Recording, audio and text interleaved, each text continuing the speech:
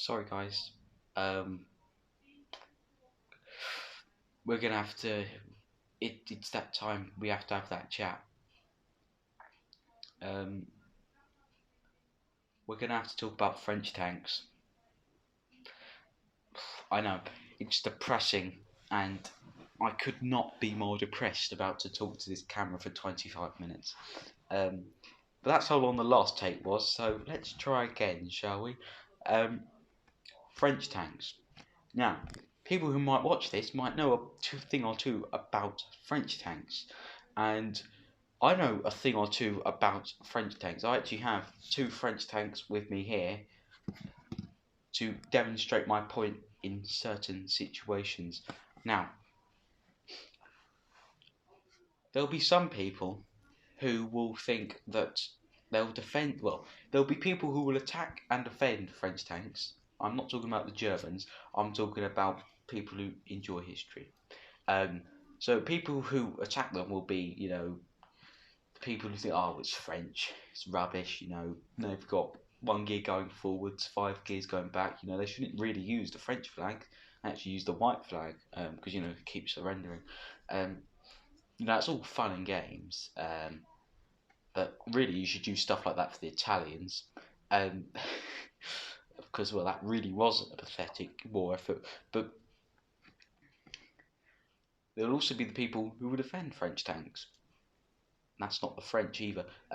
There'll be the people. Oh well, actually, this is the more modern opinion now that people learn and watch things online and things and read things. Is that the French tanks weren't all that bad, and actually they had more tanks, slightly more tanks than the Germans. Um, not that's true. And some of their tanks were better armored, had bigger guns, were faster, more manoeuvrable. I could point to the Soma S-35. That was a whopping great tank for the French. One-man turret, but that's a theme with the French tanks. I'll do a video on that separately. And well, I'm not gonna say they were good or they were bad because I don't think they were either. They certainly were not good, but they weren't the worst tanks ever for the Second World War. And I'm gonna go about this by just looking at not only how they were used, um, how they were just the standard tank stats, so guns, firepower, speed, and things, and armor. Um, but okay, let's start off. So let's start off with the guy who says, they were all rubbish. They were French. Well, I can't. The French people like to say that because, well, I can't say that the tanks are brilliant because, well, if they were brilliant, why was the campaign over in about 60 days? Something the Germans in the First World War couldn't do in 4 years. So they couldn't have been great,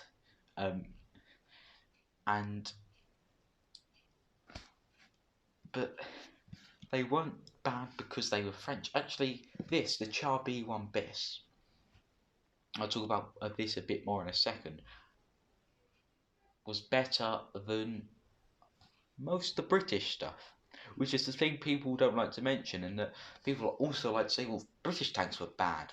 At the start of the war, they were not great, and even late war British tanks like the Cromwell wasn't a bad tank. It was bloody fast, 40 miles per hour cavalry tank, but the armour was pathetic, and the gun was all right. Didn't do much against the Tiger though, but not much good. Anyway, slight digression. The British were using Crusaders, and Crusaders were unreliable at best. They were using Vickers light tanks, Matilda 1s, which were alright, but the Matilda 2 actually was a good tank. That was the Germans, their standard anti-tank weapon couldn't knock that out. Now, my point is that it's quite fun to pick on the French because there's a lot of jokes, and I think that's largely where that opinion comes from. But I'm not also then going to say, but now to speak about the guy who's all very optimistic.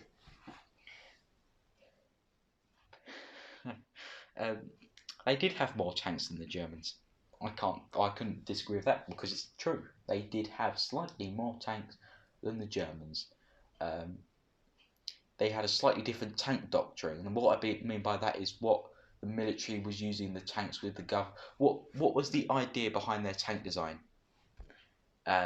Like, for example, the British in the First World War, their tanks, their very first tanks, their main idea was be able to cross enemy trenches, be long enough to cross German trenches, crush barbed wire, and be bulletproof.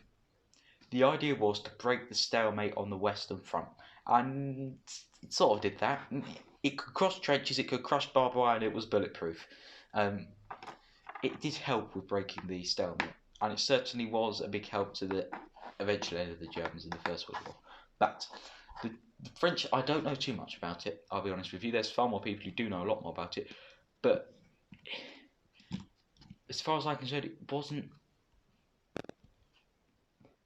They were certainly concerned about a German invasion because, well, we know that because you might have heard of the Maginot Line. Now, that was, quick brief on the Maginot Line, very good indeed. The completed bits of it went from the German border. It was just a French-German border, which is quite a good place to put it, because if that's where you're going to take a German invasion from, probably from the part that you border with them with. Logical thinking. Now, crucial problem with the Maginot Line was that it was quite expensive, and it took many years to build, and a lot of the fences were not complete fully. Problem number two, lots of people like to say this, well, the Germans went round the Maginot Line, and they did. They went through the Ardennes, which is a bit of Belgium, just north of the French-German border. And it was seen by the French commander, Gamelin, that, well, that's naturally impenetrable. They can't move a Panzer division through there. You can't move Panzer force through there. That's ridiculous. And he was right in the 20s, but the Ardennes had new roads put in it, and it was a lot wider, the roads. And somebody actually, a few of the his scouts and things pointed out to him, actually, you know, these Germans could seriously use. You could move an armored division through here. And well, he decided, yeah, I'm going to pretend like I didn't hear that. And so the Maginot Line was never extended across the Belgian border. Because, well, it wouldn't be great for Belgium, because Belgium are a neutral country, and being neutral means you don't pick a side. So by building a massive impregnable defence along your border with France, or France's border with Belgium, sort of, although I'm sure Belgium could have seen that they were, we're just defending against Germany, because you know what they did in the First World War. But it was decided as a relations thing, I think. I actually don't know. I'm assuming something to do with relations. That they decided not to build it along there, and it was also planned to have been built all the way down to the Mediterranean. So their Italian border as well, across Switzerland, and then their Italian border, because obviously the Italians were allied with the Germans, who were also fascist. So you couldn't, you know, they actually, that's the thing I don't think a lot of people know, is that although we know now that the Italians proved so ineffective in the war that they really didn't do the Germans any favours. And, well, it seems that people don't know about that, and it was built there. Well, it was planned to do just every border on the on the eastern side of France. Anything that bordered France would have been protected. Which, if the war, was delayed 10 years, which might have happened, and technology would have advanced so much, but if it was, then maybe there would have been more defences put across the Ardennes and Belgium. And anyway, that's alternate history. That's not what we're talking about. The idea is what actually happened was only on the French-German border, and it was good. There was all like rail networks. It was all very well designed, and it was, some would say, even impregnable. You wouldn't be able to move an army through that. So good job, French. But it's all I can gather is that it was certainly a defensive doctrine. That the French tanks were not designed. I don't think it seemed France didn't have any ambitions to go and invade any powerful countries, which I think really was the way the world was going and is now, because that's a better world, I think. But Germany needed revenge, and I think France did get revenge on Germany because it fined them an incredible amount of money, and it also limited their army to anything. But what's odd is you can link this all back to appeasement as well. How Chamberlain and the French didn't do much to. They just sort of ignored what Hitler was doing. Because the whole video on that, but Hitler got away with a lot of stuff he shouldn't have been able to get away with, including increasing his army over 100,000 soldiers and militarising the Rhineland. But the point is, the French were going with a defensive doctrine, and this certainly shows. This was, people like to say tanks aren't defensive weapons. I just don't think that's true. Tanks can be used in all sorts of situations. Let's talk about this. This is arguably one of the best tanks that the French had. It's called the Char B1 Bis. It was made by a company called Char. They made the Char 2C at the end of the First World War, which was called the Behemoth, and that was a massive 18-man crew, I think. It was really big. It looked like a massive one of these. We'll get back to that later. And they built 3 of them, I think. They weren't being used, I don't think, in the Second World War. Not to any real event. Anyway, this had a 47mm gun in the turret. Not a big gun. The commander sat out a hatch on the back. And in the front, the real shocker, it's got a 75mm howitzer there. A howitzer is just a powerful artillery piece. What people would normally describe as a big caliber cannon. 75mm in the front. That's a powerful gun. And this was 13 miles per hour off the road. I think it had a speed of about 25 just on a smooth surface, but it would most of the time be off the road. It's quite tall, actually. Not as tall as a Sherman, but still rather tall. It had a crew of 4. You got obviously the commander, and you got the guys down below doing everything else. A 1-man turret, and there was 2 types that was used. I think there was about 700, just over 700 Char B1s and Char B1 Bises as well. This is a Char B1 Bis. Now, this is the upgraded version. This, instead of having the normal 40mm armour at the front, it had 60mm armour, so it's relatively thick for a tank of its size and of its day. Quite technology advanced. Now, defensive strategy. The French were very much a pioneer of the tank. Not quite as much as the British, but up there, number 2, really. Number 2, argue, could be number 1. But I'm British, so I'm not going to allow that. Now, this, the history buffs out there, you'll recognise this as a Renault FT17. Oh, I might just knock the microphone there. Renault FT17. World War I tank. A tank that was designed in late 1916, saw combat in 1918 with the rest of the French tanks. By far the best of the French tanks, and up there with the best tank from the First World War. Now you can see it created the standard base for all tanks, really. Turret, 360 rotating turret. I've got a Sherman here. Engine at the back, driver at the front, and caterpillar tracks all the way around. Yeah, that was the standard. It created it, and it's very much the standard today. This was a 2-man tank, not very big at all, and At the back, it had this. This was a. I don't know what to call it, but I know what it did. So basically, if it was going over a trench, go into the trench, and then what would happen is it wasn't very good at crossing trenches. Unfortunately, that was its biggest downfall, and the fact that it was horribly unreliable. But go into the trench, and instead of having the back drop immediately, it would sort of slide its way in, and then when getting out of the trench, which it could do because it had these big front wheels, it would go like that, and this would stop it at the back from tipping over. That was the idea, at least. Can't say that actually happened. Never seen it really being used, but it was there. Once again, World War One tank. This was the most numerous tank in the French army,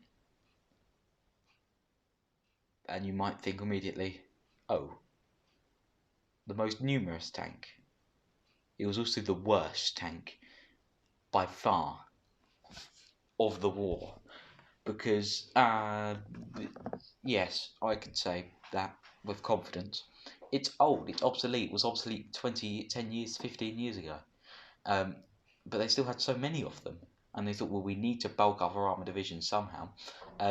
So yeah, they've got this. So when people say, oh, the French have more tanks than Germans, they did, but largely these. Now, the smallest tank the Germans were using were the Panzer I, which was about as this had should I say, 37mm pop gun on it. All right, First World War, not too much. Panzer I was pretty much obsolete by 1940. So really was the Panzer II, but they were still far better than this, and they'd only been designed in like the early mid 30s, so they weren't too obsolete. And so they only had machine guns, but they were fast. You see, this 6-8 miles per hour off road.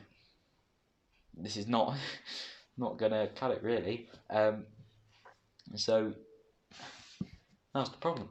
So while the Germans were cruising, speeding along in their Panzer Is and Twos, whilst using radios, they had each tank in the German army, most of them, should just say, had radios. Now, what you could do with this radio was communicate to the other tanks in your division. Wind it up or whatever.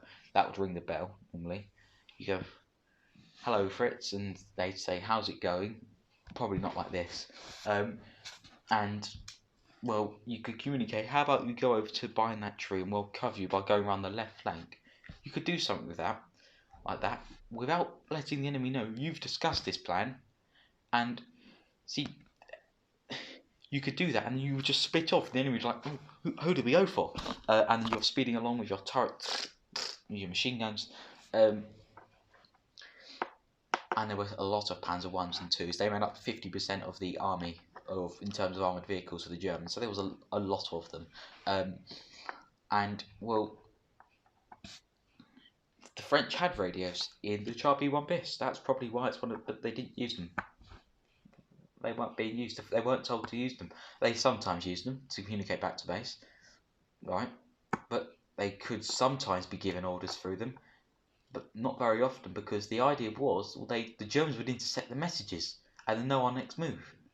And you just think, wow, brilliant thinking ahead, but should have thought ahead a bit more, because if you've given them radios, then you're telling them not to use them. French. They obviously did use them a bit, but largely it was done by flags that you poked out the top, which meant you had to stay within eyesight of each other.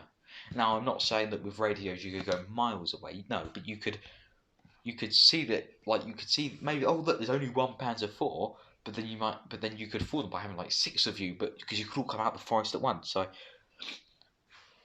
not they didn't travel like that, but you could do that. So well designed, not used correctly, I don't think. I'll do a whole video on one-man turrets, because that is a big problem. That's why tanks aren't one-man turrets, I'll tell you that much. So, what was I going to say next? They had the only reason the Char Bs had radios is because they were designated them, and all the other tanks didn't have radios. because the Maginot Line was mega expensive and used a lot of the budget.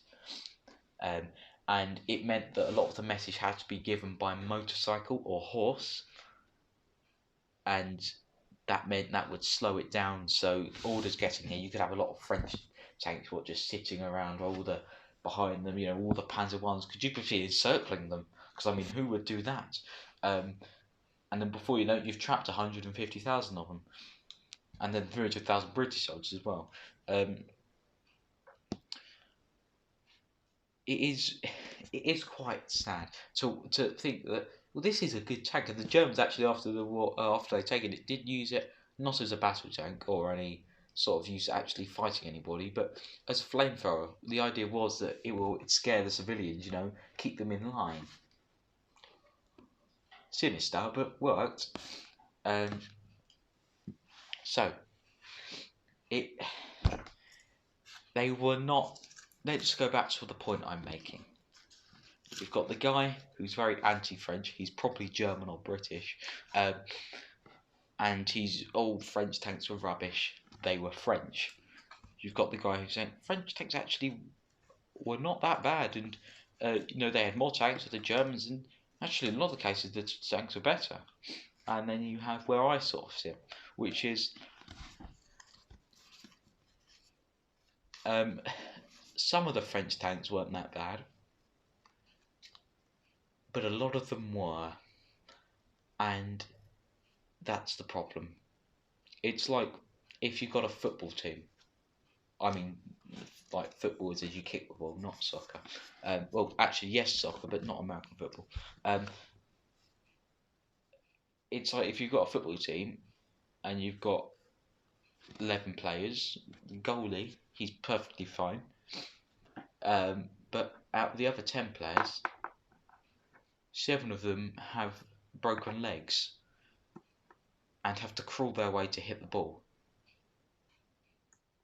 And they can't do anything because they can't get anywhere quick enough. And so when they do get there, they're so ineffective because you've got broken legs. They're on crutches and all that. And then when they get there, they just fall over. I'm not making fun of disabled people. That's not what I'm trying to do. I'm just trying to put in perspective how the French army seemed. And the Germans were using panzer divisions. Armoured divisions were not unheard of in the French army. There were armed divisions. I can't tell you the name of them, but there were armoured divisions, and they were just unorganised. And without radios, very few radios, they couldn't operate quickly, so they had to constantly wait for an order. Also paired with the fact that German officers at this point in the war, in the early war, were told what to do, but weren't told how to do it. It was up to them. Or they were told how to do it, but were able to. Oh, I don't think that's the most effective way to do that. I'm going to do it my way. And he can't do it. He's just like, oh, well, I suppose if you know a better way of doing it, go ahead. At the end of the war, later war for Germany, Hitler started getting more, do it this way. If you're told how to do something, do it that way. But at the start of the war, it was very much, oh, maybe we shouldn't cross that bridge and take this bridge half a mile down that way, because then we could flank round to their left. Maybe stuff like that. Just changing the way in which you get the same task done. The French weren't like that because they had to wait for their orders from motorcycle or horse or messenger, runner. Like, you shouldn't be using runners anymore. So yes, French tanks were not bad. Well, actually, no, that's not the point I'm making. Some French tanks were good. A lot of them weren't. And I think that's the overall point. I think that's a good way to describe the French tanks. That really you got the Somera S35, the Char B1 BIS, and the R35 were the best tanks I think they had. And they were all one-man turrets, I think. Video that coming soon. That's it for the video. Thank you so much for watching. This has been Warfare Explored. I was Adam, your host, and I've built these models on a channel called The Model Maniac. You can just search it, and it should be one of the 2 results. It's got a penguin as the profile picture. I know, very relevant. And yeah, you can watch them there if you want. I've done build videos on most of the tanks. and I will do videos on them on this channel, talking about them, because I think it's good to have it in front of you, because you can demonstrate certain aspects without using pictures. That was it. I've talked about French tanks. It was the chat we all needed to have. Hopefully some people will now go away from this video knowing that to not go around talking to their friends that, oh, actually the French tanks are brilliant and it was just German strategy. No. French tanks were brilliant. Or it was just how the French deployed them. No. You should be saying, some French tanks were good, like the Char B1 bis. Lots of them weren't. And it was partly due to the way the French used them, partly due to lots of them didn't have radios, and partly due to the fact that a lot of the French didn't want to fight. Now, I'm not saying that the French were just lazy and that all of the men who died were just killed by accident or in explosion. I'm not trying to put those guys' deaths in vain. A lot of the French did. The French army was as good. The best of the French army was as good as any army in the world. But a lot of the French army wasn't the best, and a lot of it was just reserves, so just guys who just were called in conscription. I'm going to end this video because I could talk for so much longer, and I don't think you want that. So thank you for watching, and I'll see you all in another video. Goodbye.